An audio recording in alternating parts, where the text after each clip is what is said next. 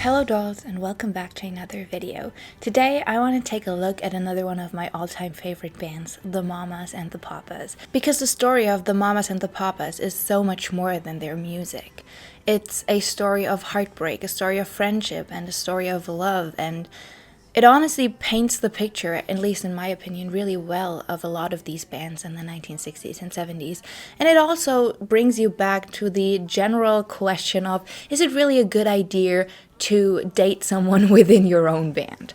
But yeah, I felt like this was really interesting stories because, as said, I personally adore the Mamas and the Papas, and I feel like there's not that much out there about them. So today, I would like to take you back to the 1960s, when the Mamas and the Papas became legends. They sang like angels and broke each other's hearts, one chorus at a time. Before the scandals, the betrayals, and the silent stares across dressing rooms, there was just that sound. 4 voices melting into one, as if fate had braided them together. The Mamas and the Papas didn't just top the charts, they captured a dream. Sunlight harmonies, bittersweet lyrics, a California that only ever existed on vinyl. But behind California Dreamin' was a different kind of dream, one laced with jealousy, longing, late-night fights, and love that refused to stay in tune. They were harmony incarnate and a heartbreak waiting to happen. This is the story of John, Michelle, Denny, and Cass, 4 beautiful misfits who soared together and crashed apart. On record, they sounded like the distilled dream of a West Coast morning. Monday, Monday, go where you wanna go, sung on melodies that seemed born from ocean breezes and paisley skies. But behind the soft focus and sunshine chords, their real lives told a different story. Tangled harmonies of another kind, of affairs and betrayals, of addiction, obsession, longing, and bruised egos stitched together by a shared love of a song. They were not built to last. They were young, beautiful, chaotic, a gypsy prince with a control streak, his flower child bride with the world's gaze on her, a honey-voiced Canadian crooner who drank too much and loved too recklessly, and a powerhouse singer with a heartbreaking crush and a voice that could crack the sky. Together, they chased the dream westward, to Laurel Canyon, to fame, to freedom, chasing not just California as a place, but California as a myth. Eternal youth, open roads, a utopia where music could heal and nothing hurt. And for a season, they made it real, at least in stereo. Chapter 1: Creek Alley Beginnings. Welcome to New York City in the early 1960s, where folk music cafes in Greenwich Village were alive and filled with young hopefuls. John Phillips, a tall ex-Marine turned folk singer and songwriter, was restless to leave his old life and first wife behind. By 1962, John had married Michelle Gillum, a free-spirited California beauty, and the pair began making music together, John and Mitchie, as their autobiographical song Creek Alley would later say. Michelle was only 17 when they met, and 18 when she got married to 27-year-old John. John's deep voice and songwriting matched Michelle's airy harmonies. They formed a new folk group and dreamed of stardom. Meanwhile, down in the Washington, D.C. and New York club circuit, Cass Elliot was belting out tunes with an impressible big voice and an even bigger personality. Cass, whose actual name was Ellen Cohen, had adapted her stage name in high school and always knew she'd wanted to be a star. By 1964, she had teamed up with a dashing Canadian tenor, Denny Doherty, in a folk group called the Mugwumps. And Cass and Denny became fast friends in that short-lived band. Cass with her wicked humor and fast contralto, Denny with his beautiful tenor. Cass was instantly smitten with Denny's talent and charm, and later sang in Creek Alley, "When Denny met Cass, he gave her love bumps," a playful nod to the sparks, at least on her side, from the moment that they met. However, the Mugwumps didn't last that long. Their other 2 members, Sal Yanofsky and John Sebastian, broke off to form the Loving Spoonful, but fate was about to reshuffle the deck. In 1965, Danny joined Michelle and John in their new act, The Journeyman. They were holed up in the Virgin Islands that spring, living a free and easy beach life, writing songs and working on their vocal blend. And Cass Elliot was determined to be a part of it.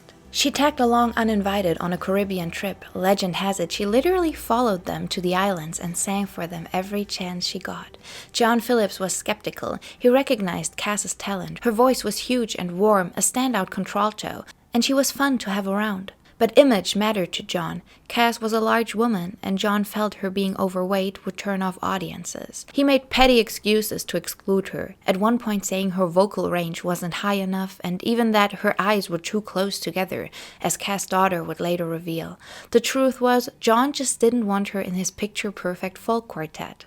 There is really no reason to sugarcoat this, so I'm just gonna say it right off the bat. John Phillips was a pretty terrible human being, and throughout the story, it'll get abundantly clear why.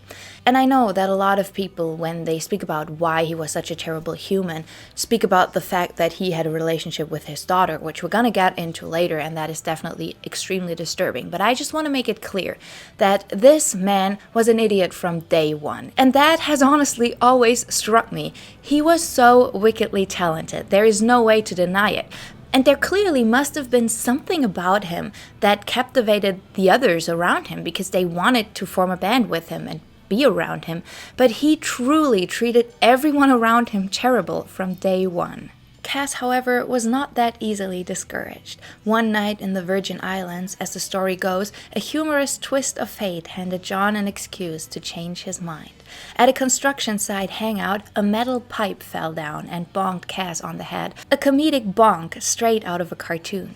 Cass wound up in the hospital with a concussion, and when she recovered, she started hitting higher notes than ever before.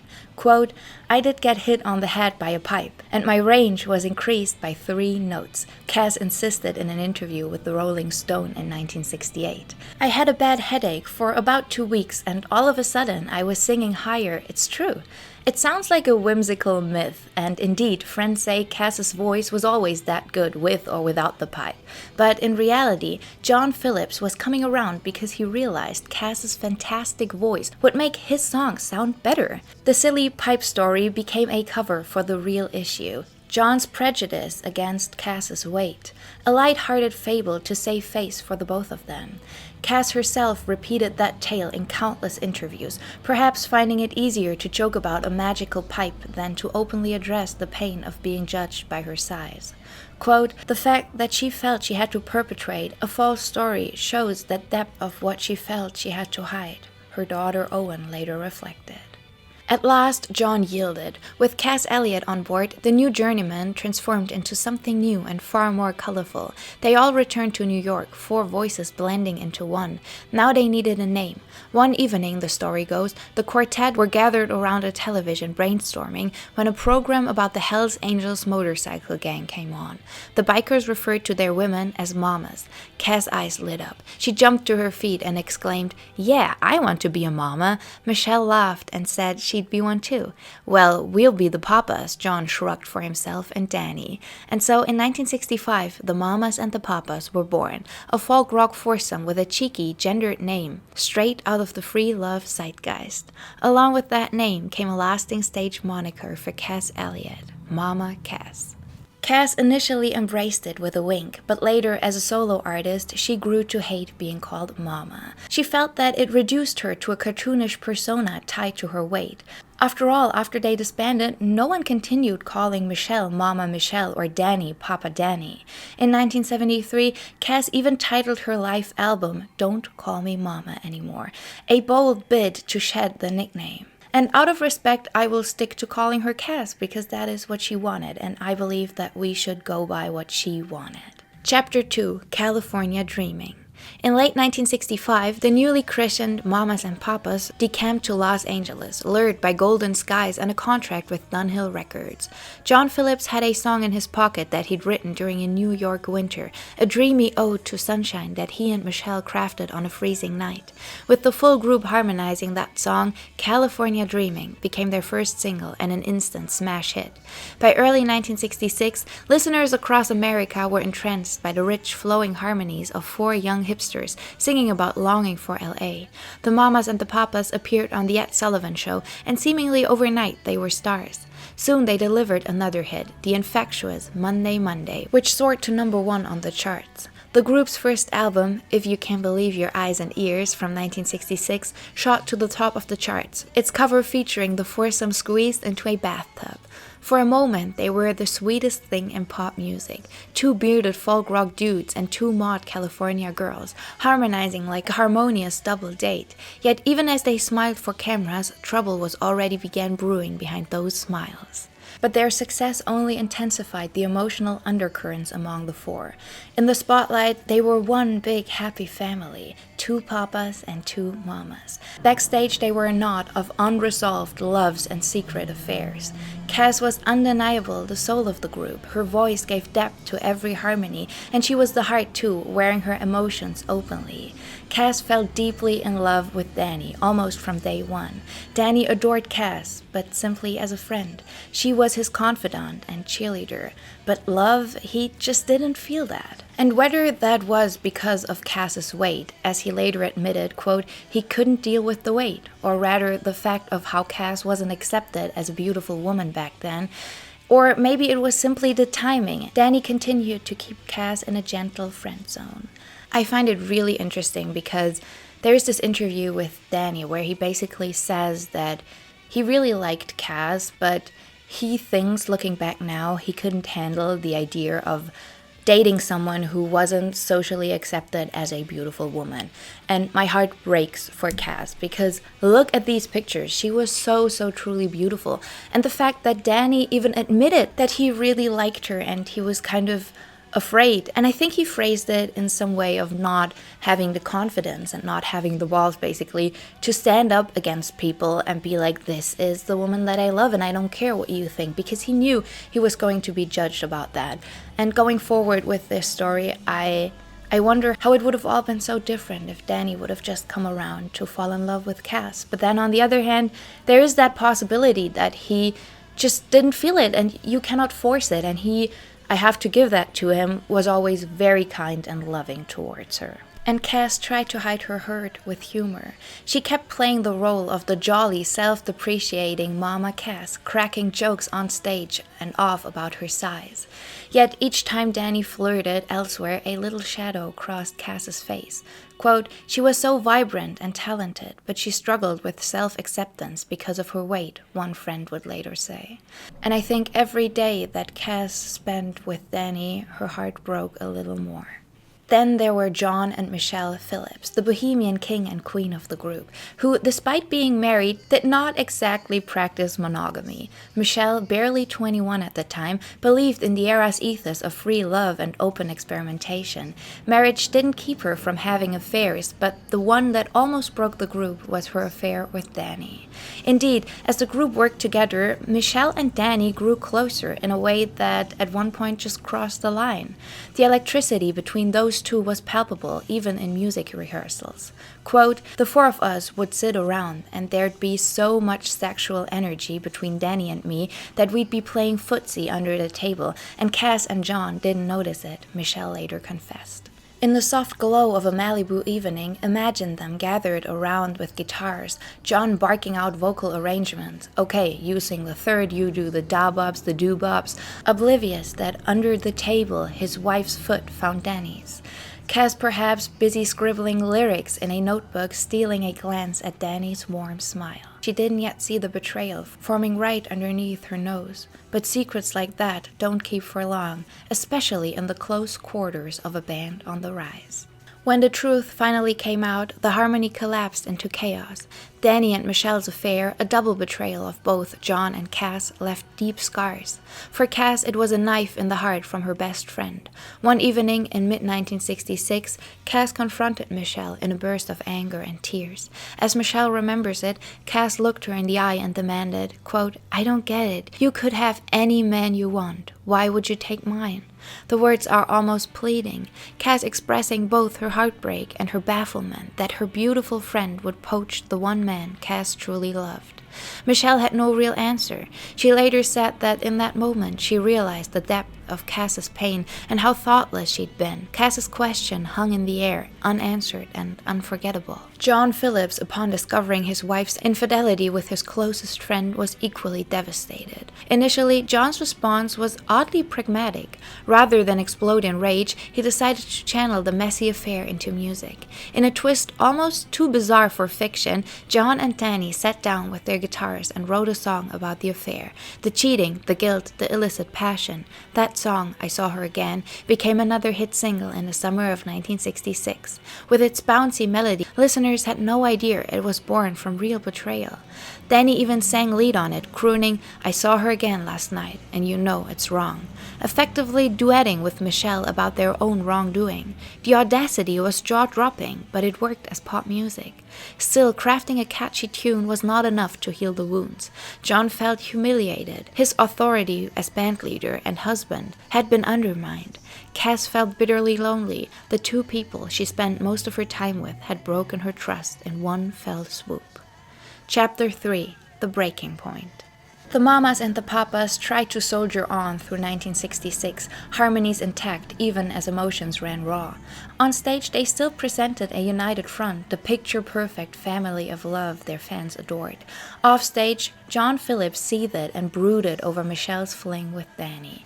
He also knew Michelle had alliances, among others, as whispered in the LA scenes. She was linked to rock luminaries like Gene Clark of the Byrds and even a young Jack Nicholson. The free love ethos that had initially drawn John to Michelle was now tearing them apart. By the summer of 1966, John reached a breaking point. Discovering that Michelle had also slept with Gene Clark during this period was simply too much for him. John Phillips decided that his wife had to go from both his bed and the band. Imagine the scene. Michelle Phillips, 22 years old, comes home to find a stern letter waiting for her. In its cold prose, the letter informed her that she was out of the group. Quote, "They sent me a very rude little letter telling me my services would no longer be needed," Michelle recalled of that shocking moment. In a flash, she had lost her career and her marriage in one stroke. Quote, "I was completely isolated," she remembered. "I had been fired by my husband, my lover, and my best friend. And my attorney. Yes, in a cruel twist, even the band's lawyer signed off on giving Michelle the boot. Being expelled by John, Denny, Cass, and the legal advisor was like receiving divorce papers, a pink slip, and a betrayal notice all at once. Michelle found herself alone, heartbroken, and literally kicked out of the harmony she had helped create. And even though the others eventually agreed, you have to understand that kicking Michelle out was largely due to John.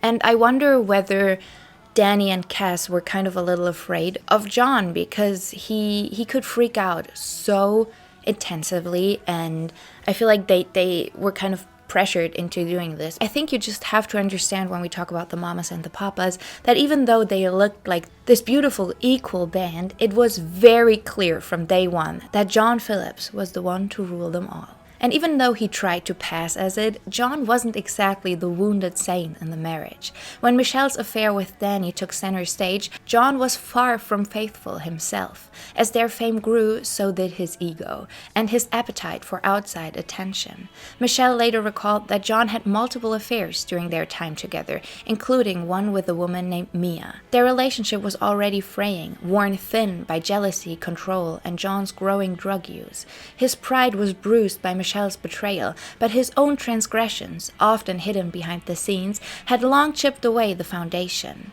Their marriage wasn't just unraveling, it was coming apart thread by thread, on stage and off. And for a brief moment, the Mamas and Papas attempted to continue without their Mish, as John fondly called her in songs.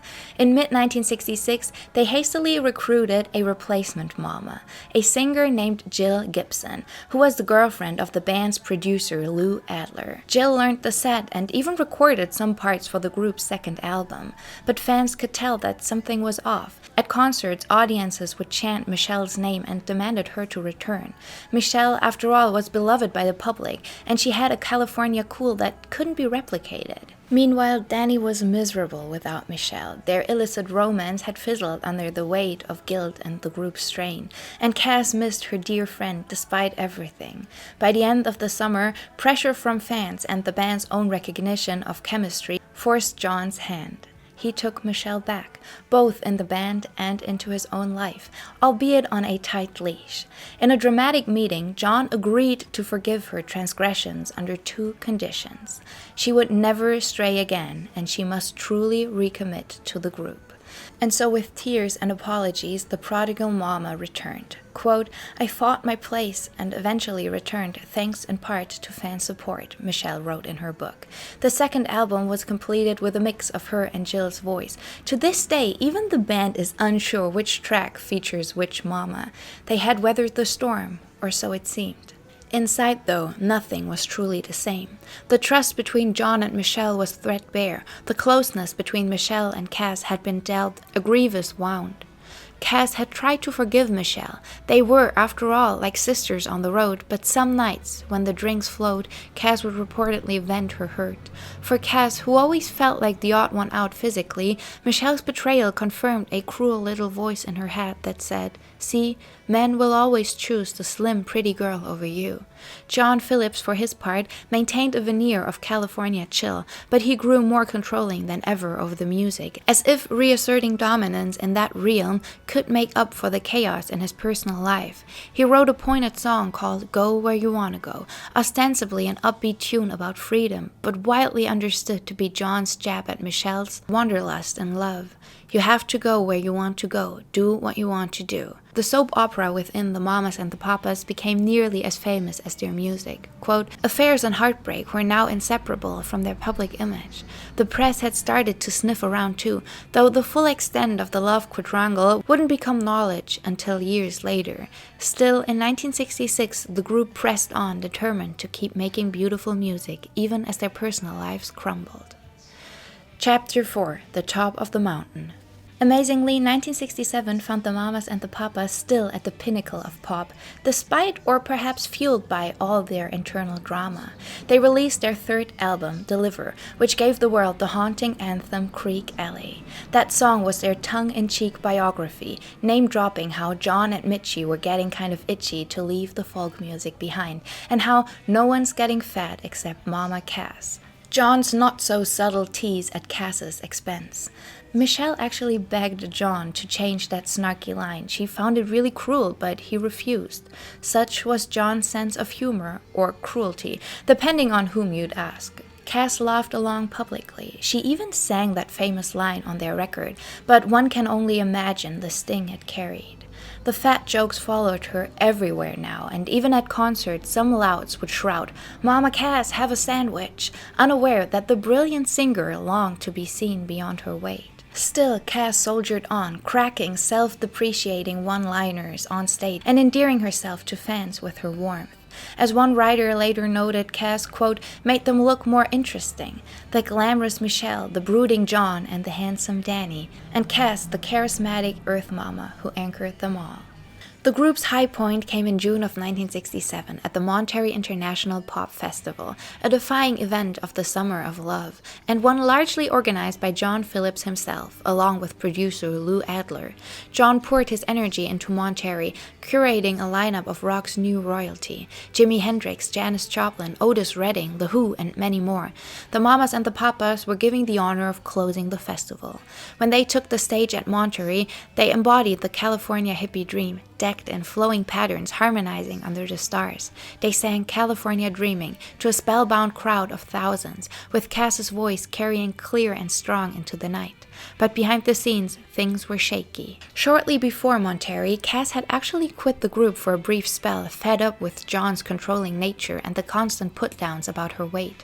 Only with difficulty did they woo her back for the big show. At Monterey, Cass delivered an unforgettable performance of Dream a Little Dream of Me, a beautiful 1930s standard that she loved. She sang it just a bit slower than usual, her voice caressing each lyric. The crowd roared with appreciation. Many say Cass Elliot stole the show from her more heralded peers that night.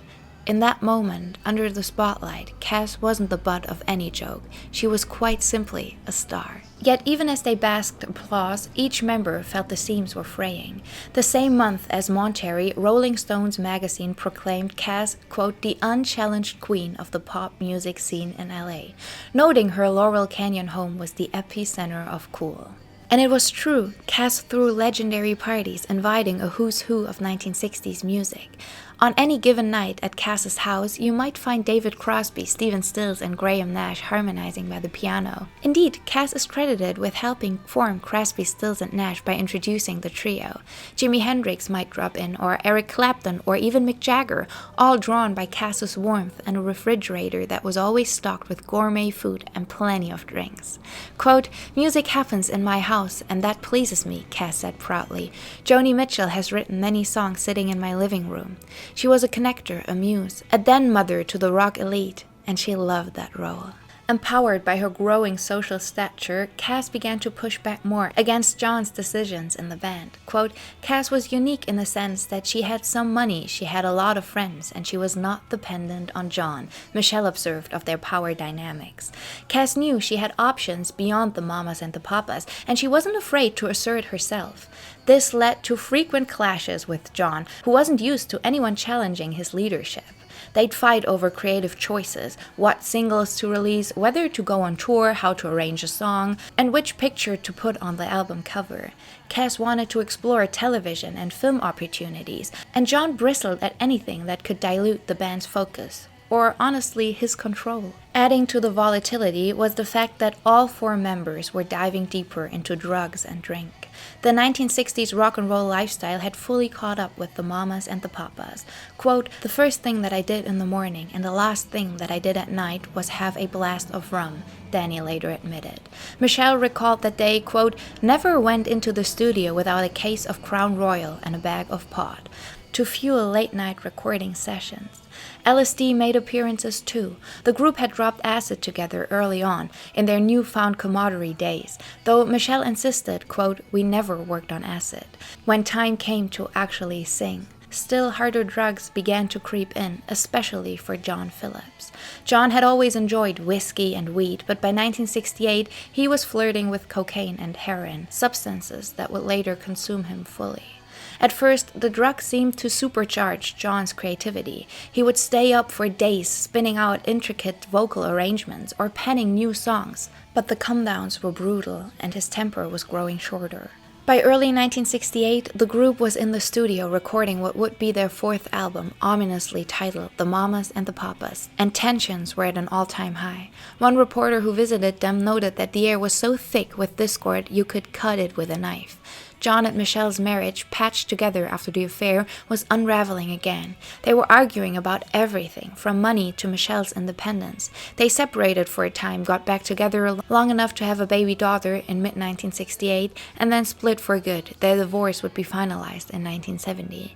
Then he felt increasingly like a third wheel. He was drinking himself into oblivion most nights. And Cass was yearning to spread her wings beyond the band. Quote, "I didn't just want to be part of a group," Cass openly admitted in an interview around that time. "I wanted to be able to do television, and if a movie came up, to extend myself. Within the framework of a group, that freedom is not possible." It was as much a notice of intent as a statement of fact. Cass Elliot was preparing to fly solo. Before the band had even officially broken up, Cass had scored a solo hit, Dream a Little Dream of Me, in mid-1968. Originally tucked into the Mamas and the Papas album, the song was released under the name Mama Cass, a marketing move by her record label, although Cass herself hated that old nickname that followed her. The song showed her lush, mellow voice to perfection, and it became a top 20 hit. Perhaps symbolically, the other Mamas and Papas did not perform on that track. It was all Cass. The success of Dream a Little Dream of Me was a hint of a future beyond the group, and John Phillips felt that future coming. Cass was becoming the breakout star, the thing John had feared and resented all along. In the spring of 1968, as recording wrapped, the Mamas and the Papas quietly disbanded. There was no big public farewell, no dramatic press release. They just stopped. Each member seemed exhausted from the tumult of the past 3 years. They needed a break from one another. Later that year, John, Michelle, Denny, and Cass gathered for one final time professionally to pose for their greatest hits album cover. And not long after the breakup, in a moment of lingering emotion, Cass Elliot did something incredibly bold. She asked Denny to marry her. After all those years of unreturned love, Cass decided to lay it on the line for one last time. They were alone together, perhaps on a melancholy evening after the group's end, and Cass told Denny outright that she loved him and wanted to be with him. Quote, she knew she could make him happy, a friend recounted of Cass's plea. But Denny, troubled handsome Denny, gently turned her down. He cared for Cass deeply, but not in the way that she wanted. He simply wasn't in love with her, and he couldn't lie about it. Cass was heartbroken anew. For Denny, this was a decision that would haunt him for the rest of his life. But in 1968, he likely didn't realize that yet. They embraced as dear friends and went their separate ways into an uncertain future. Chapter 5. Separate Ways, Highs and Lows. After the split, each of the four faced a daunting question. What now? The 1960s were ending, and so was the brief, bright chapter of their lives when they sang in unison. Cass Elliot, ever the optimist, plunged headlong into a solo career. She was determined to prove herself outside of the group. In 1968, she landed a 2-week solo engagement at Caesar's Palace in Las Vegas, a bold move that unfortunately turned into a harsh setback. The Vegas crowd expected slick entertainment, not a hippie singer, and Cass got terribly ill with a sore voice at the opening. One show went awry, critics pounced, one review cruelly titled Mama Cass Flops in Vegas, and Cass left the stint early, devastated. But in true Cass spirit, she didn't give up. She shed the mama from her billing, now simply Cass Elliot, and worked on television instead. By 1969, her warm personality made her a welcome guest on TV variety shows. She joked with Carson on The Tonight Show and guest hosted the Hollywood Palace. Audiences saw how funny and genuine she was. Cass also recorded a series of solo albums, scoring moderate hits with cheerful anthems like Make Your Own Kind of Music and It's Getting Better. Though she never again topped the charts as she had with the Mamas and the Papas, she built a solid, respected solo career on her own terms. In 1973, she even headlined her own US television special, poignantly titled Don't Call Me Mama Anymore, singing her heart out in sequence and declaring her independence from the past. On the personal front, Cass's love life remained bittersweet. She had a daughter, Owen, in 1967, fathered by a close friend, although she never publicly disclosed who it was, and Cass poured her love into raising her little girl as a single mother. Cass also had a knack for surrounding herself with adoring friends and the occasional boyfriend, but true romantic fulfillment eluded her. Quote, "It's easy to find boyfriend," she quipped with a grin. "I buy them a motorcycle, a leather suit, and put them in acting school." It was Cass's wry way of admitting that some men took advantage of her generosity. In fact, others recalled that a few good-looking guys were essentially using Cass for drugs and money, giving her casual companionship in return. Cass was savvy enough to know it, and the humor of her motorcycle and acting school quote was a bit of armor over the loneliness. Her dearest desire had been Danny's love, and when that door closed, Cass tried to fill the void with friendship, occasional flings, and of course, her music. I feel like Cass left this earth without ever feeling truly loved, and I'm sure she was loved. I'm sure she was loved by her friends. So many people have come out and said how amazing she was and how they adored her, but no one loved her romantically. I don't think she ever was with someone who truly loved her for who she was romantically, and my heart breaks because she was such an incredible woman, and I think this was her biggest desire, and something died inside of her with every day that passed, without someone really and fully loving her. By the early 1970s, Cass had seemed to found a measure of contentment. She had slimmed down some, although it was through crash diets that worried her friends, moved to Los Angeles full-time, and was widely respected as a pioneering woman in rock. A female singer who could command Vegas, joke around with Johnny Carson, host the Tonight Show guest seat. She was rare. Everyone loved Cass. John Phillips, by contrast, fell into a dark spiral after the band's end. Always the visionary songwriter and arranger, John initially tried to launch a solo career of his own. In 1970, he released an album, John Phillips, John the Wolf King of LA, a country-tinged introspective record. It produced the minor hit Mississippi, but overall had modest impact. The truth was, John without his group had lost his mojo. Worse, he was increasingly enslaved to drugs, mainly cocaine and heroin. Throughout the late 1960s, John's dabbling had turned into a full-blown addiction. By the early 70s, he was consuming massive quantities and behaving erratically. Money that came in from royalties seemed to vanish into his habits. He and Michelle officially divorced in 1970, and John's once idyllic Laurel Canyon home became a den of hazy excess. Teenagers and hangers-on drifted through, indulging in his endless party. John still had a creative spark. In 1969, he wrote a song called Me and My Uncle that became a staple for the Grateful Dead. But as the 1970s wore on, his output slowed. His hands began to tremble. At one point, his circulation was so poor from drug use that his fingers turned black. In 1975, in a last-ditch attempt to revive his fortunes, John even tried to reassemble the Mamas and the Papas, with his daughter Mackenzie Phillips and Spanky McFarlane filling in for Michelle and Cass. But the magic was long gone. The new Mamas and Papas limped along on nostalgia tours and no new hits. John's addictions eventually caught up with him in a serious way. In 1980, he was arrested for drug trafficking after the DEA found him with a large stash of pills, and he ended up spending a month in jail. A humbling fall from grace for the one-time golden boy of the Sunset Strip. He emerged promising to get clean. John entered rehab in 1980 and again in the following years, struggling mightily with his demons. By 1992, his liver was failing. Years of hard living took their toll, and he underwent a liver transplant that saved his life. To his credit, John Phillips did have some later flashes of success. In 1988, he co-wrote the Beach Boys' comeback hit Kokomo, putting some much-needed cash into his pockets. He wrote memoirs and even dabbled in film scoring, but whatever redemption John found was clouded by a final, horrifying revelation that came out after his death. I want to put a trigger warning here. What I'm about to tell you is extremely upsetting and concerning. It's basically about child molestation, sexual abuse. And if that is something that you don't want to hear today, I fully understand it. I'm going to put the timestamp here. Please skip to this time and I will talk about something else. Stay safe and take care of yourself.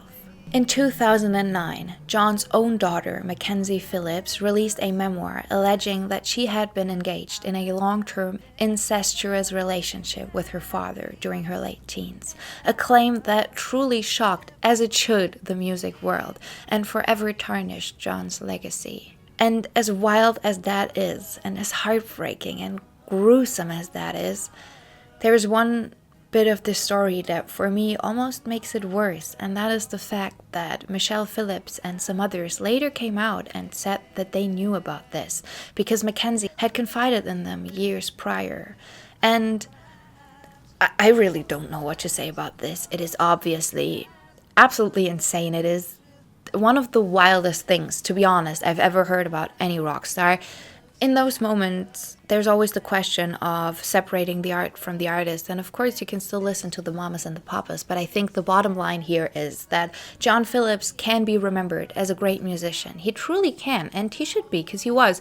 But he should also be remembered as an absolute asshole, because that is who he was as well. It cast John Phillips, the architect of the Mamas and the Papas' dreamy sound, in a new, terrible light, as a deeply troubled man who perpetrated unspeakable harm. John died in 2001 of heart failure at age 65, taking his secrets, or so he thought, with him. Now he is remembered with mixed feelings, celebrated for his musical genius but condemned for the darkness he hid behind his sunshiny songs. Quote, "I have no idea what my music would have been like without the drugs," John once admitted ruefully. It's one of the rare, honest reflections he offered about his own downfall. Michelle Phillips, after the group's breakup, carved out a new identity as well, not as a singer, but as an actress and a Hollywood insider. In 1970, she made headlines with a worldwide romance, an 8-day marriage to actor Dennis Hopper. Yes, 8 days. It ended almost as soon as it began, mostly amid the chaos of Dennis' own eccentricities. This is my favorite story here, if I'm being fully honest. I once read this book about new wave cinema in the 60s, and obviously Dennis Hopper plays a huge role. If you don't know who he is, he wrote, produced, and starred in Easy Rider. And this man was so wild. All I have to say is that apparently Michelle really had a bad hand in choosing men. However, he was not as horrible as John. He was just strange in a lot of other ways. But yeah, I love this story. And there's this one picture because she wrote him a card. I'm gonna put it up here. About her 8 days of, I think it's marital joy and bliss or something like that. But yeah, I don't know. This is such a fun little footnote in this story. She dated Jack Nicholson and Warren Beatty in the early 70s. Michelle was the free spirit of LA's elite circles, often seen at the arm of one famous man or another. But she also worked at her craft. In 1973, she earned critical praise for her role in the film Dillinger, playing gangster John Dillinger's girlfriend. Through the late 1970s and 80s, Michelle built a steady acting resume, including a memorable long-running role on TV's Knots Landing. In time, she remarried to Stephen Sachs, then later to actor Granger Hines, though those marriages too ended in divorce, and had more children beyond her daughter with John. Speaking of their daughter, she grew up to co-found the hit 90s pop trio Wilson Phillips, along with Brian Wilson's daughters. A literal next-generation continuation of that California music lineage John and Michelle had started. Through all the ups and downs, Michelle remained a survivor with a sunny disposition. She often spoke fondly of the music she helped create, even if the memories were complicated. In the 2000s, when asked about the Mamas and the Papas, Michelle candidly said, "We were all living together, and there was a very close relationship between the four of us. John and Denny were best friends. Cass was madly in love with Denny. Denny and I were having an affair. John and I were married. Cass and Denny were best friends. It was a mess." A mess indeed, but one she now views with a mix of nostalgia and hard-won wisdom. As of today, Michelle Phillips is the last living member of the original foursome, a graceful grandmother in her 80s, often seen at Los Angeles charity events, still radiating that California girl charm. Denny Doherty, the golden-voiced tenor, went through a dark night of the soul after 1968. He returned to Canada in early 1970, broke and battling the bottle. Quote, "When the group fell apart in 1968, Denny discovered his arse pocket was empty," one writer later quipped, meaning all the money was gone.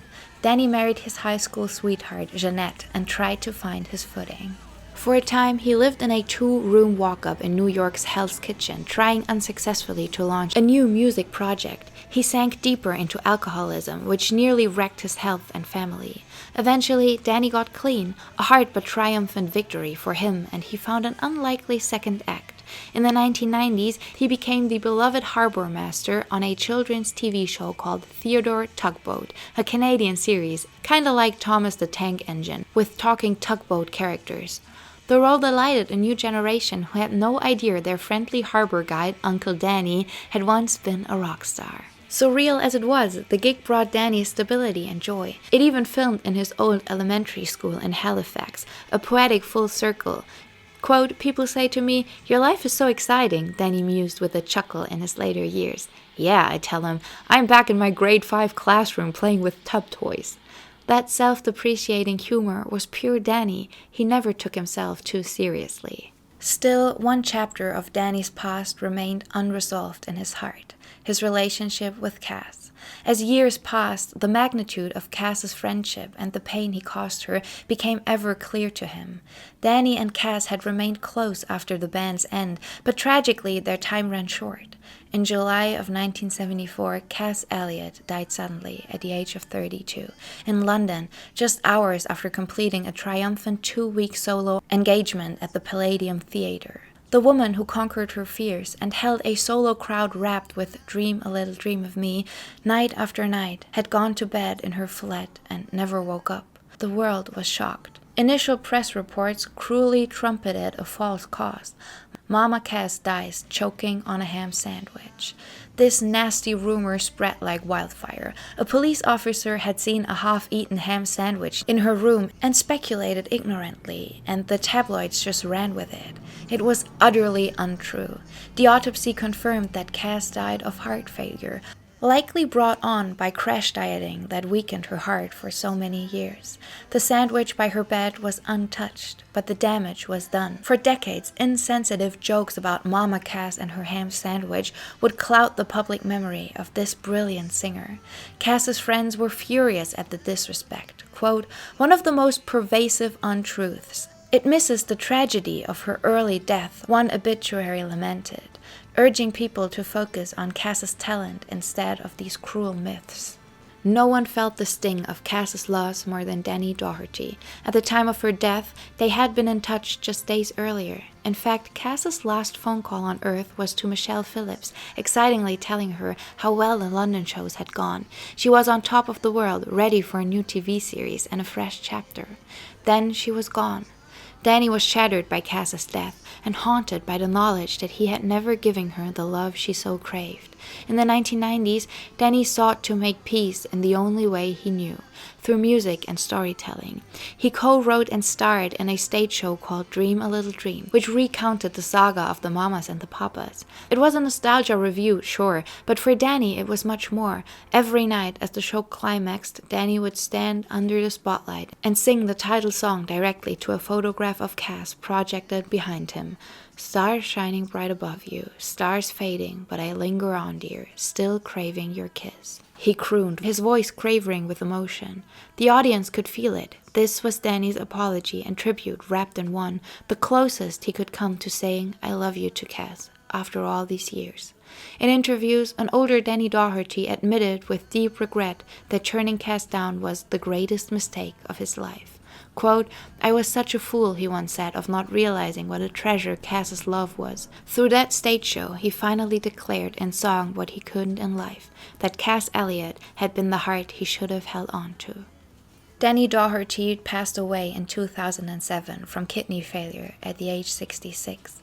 With his death, Michelle Phillips became the sole keeper of the flame, the last mama or papa to still be here to reminisce. In recent years, Cass's daughter Owen has been working to reframe her mother's legacy, writing a book, My Mama Cass, to share the truth of Cass's struggles and triumphs. And as always, the surviving music speaks for itself. Chapter 6, Midnight Voyage.